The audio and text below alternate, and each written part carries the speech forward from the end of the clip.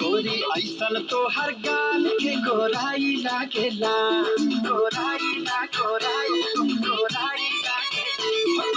ऐसन तोहर गाल के गोराई लागेला, जैसे सोने के कटोरी में मलाई लागेला, जैसे सोने के कटोरी में मलाई लागेला।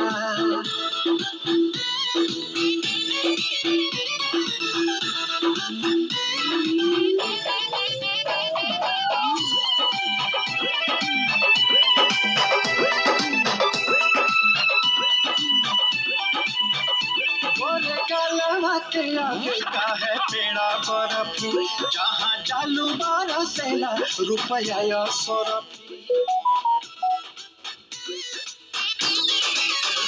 गोरे कालवा के आगे का है पेड़ा बर्फ, जहाँ चालू बरसेला रुपया या सरफ।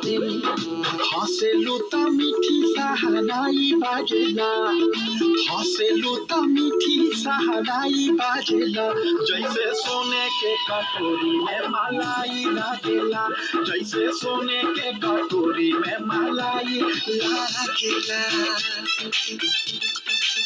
I like the way you move. You really got the groove.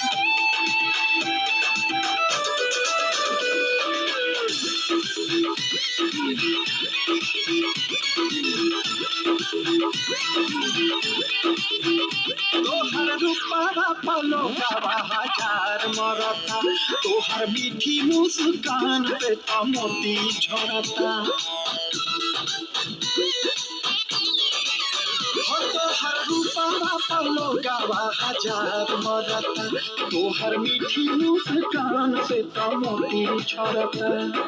बोलिया तोहार त मिठाई लागेला, बोलिया तोहार त मिठाई लागेला, जैसे सोने के कटोरी में मलाई लागेला, जैसे सोने के कटोरी में मलाई लागेला।